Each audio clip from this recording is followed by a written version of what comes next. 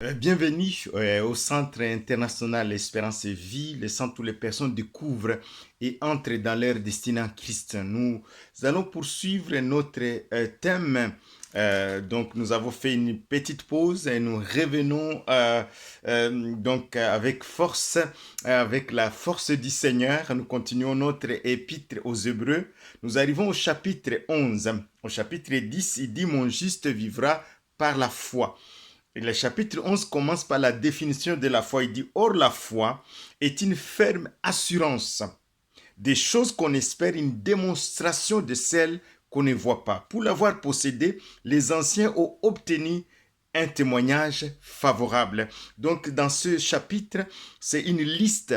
L'auteur a listé les hommes qui ont marché par la foi. Et il va terminer au chapitre 12, en commençant par le chapitre 12, il va nous exhorter et nous allons effectivement chaque message, chaque homme de foi que nous allons voir ensemble, nous allons toujours terminer avec le début du chapitre 12, parce que ça va nous faire du bien. Nous allons voir la différence entre la foi que nous avons maintenant en Jésus-Christ et la foi de ces hommes-là qui ont marché alors qu'ils ne connaissaient pas Jésus. Ils le voyaient en esprit de loin.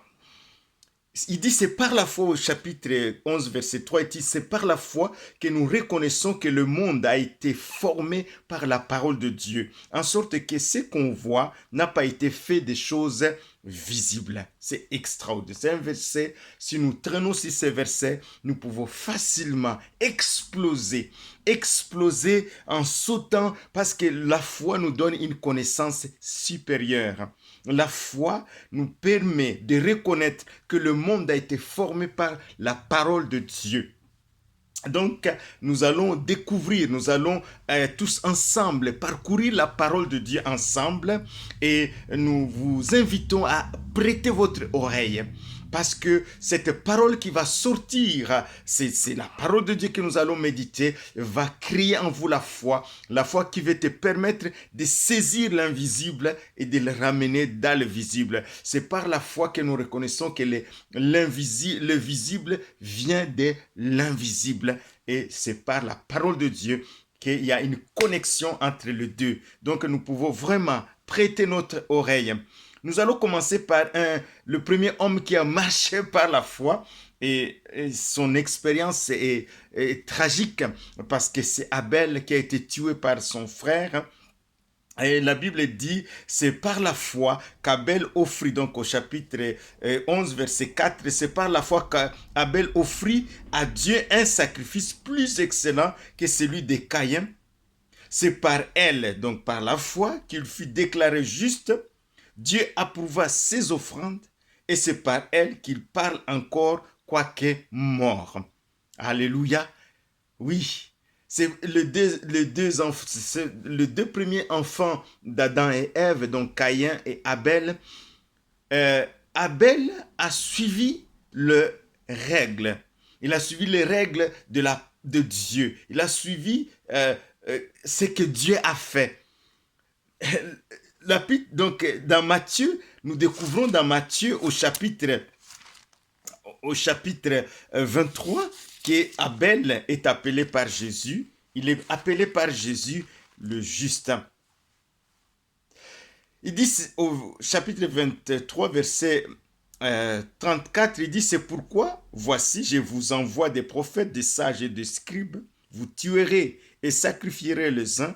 Vous battrez de verges les autres dans vos synagogues. Vous les persécuterez de ville en ville, afin qu'il retombe sur vous tout le sang innocent répandu sur la terre depuis le sang d'Abel. Donc Jésus fait référence à Abel. Ce n'est pas un personnage mythique. Abel, c'est une personne qui a existé et qui a été tuée par son frère.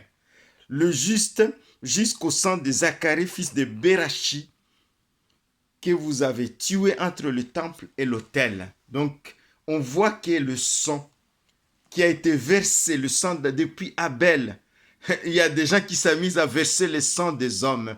C'est une catastrophe, c'est quelque chose d'horrible.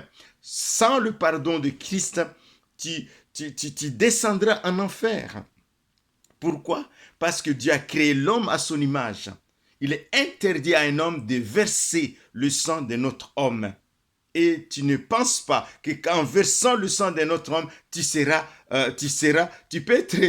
peux faire semblant dans ce monde, mais devant Dieu, tu es coupable si ce n'est que tu viennes à Jésus-Christ.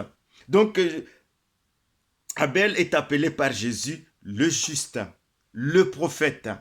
Donc, le sang d'Abel parle, le sang parle. Les sangs qui sont versés dans le monde parlent. L'homme a été créé à l'image de Dieu. L'homme a interdit depuis Noé de verser le sang d'un autre être humain. Oui, il y a des fois, légalement, on verse du sang par des choses qui sont légalisées. Mais ces choses-là sont condamnables par la parole de Dieu. Et si c'est ton cas, viens à Jésus. Parce que nous allons voir que le sang d'Abel crie, c'est dans Genèse 4, il crie vengeance, mais le sang de Jésus crie victoire. Abel a versé le sang, il a donné. Pourquoi le sang d'Abel a été agréable? C'est tout simplement parce qu'il a imité Dieu. Après le péché d'Adam et Ève, Dieu a sacrifié un animal pour recouvrir la nudité d'Adam et Ève. Donc, comme il était prophète, comme Jésus le dit, il a reçu de Dieu et il a obéi à la parole de Dieu. Parce que la Bible nous dit dans 1 Pierre chapitre 2, versets 18 à 20, que le sang de Jésus, nous avons été rachetés par le sang de Jésus comme un agneau prédestiné avant la fondation du monde. Donc avant la création d'Adam et Ève, Dieu avait un plan du salut extraordinaire, prédestiné avant la fondation du monde. Dans Hébreux chapitre 12, au verset 22, nous voyons ici, la Bible nous parle du sang de Jésus qui parle mieux que le sang d'Abel. Mais au verset 22, vous ne vous êtes pas approché de la montagne de Sion. Vous vous êtes approché, de la montagne de Sion, de la cité du Dieu vivant, la Jérusalem céleste, du myriade qui forme le cœur des anges, de l'assemblée des premiers-nés inscrits dans les cieux, du juge qui est le Dieu de tous, des esprits de juste parvenus à la perfection, du sang de Jésus qui est le médiateur de la nouvelle alliance, et du sang de l'aspersion qui parle mieux que le sang d'Abel. Quand nous prions, bien-aimés, si tu es en Christ, quand tu pries, tu entres dans la présence de Dieu, dans la communion avec Dieu, et tu entres même dans la Jérusalem céleste en esprit, là où Jésus-Christ a tout accompli. Il est assis à la droite de Dieu, il est notre médiateur, il atteste.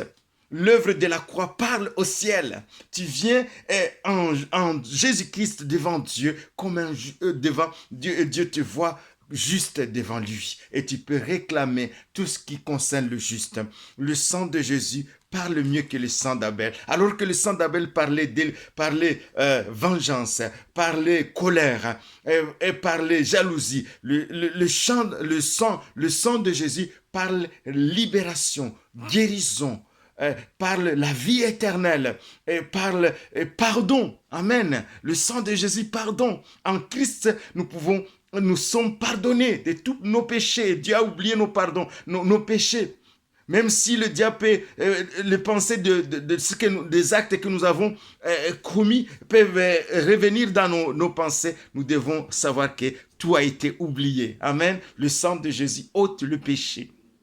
Et il nous permet aussi de pardonner parce qu'il a lavé nos cœurs, nous sommes une nouvelle création. Le sang de Jésus parle mieux que le sang d'Abel.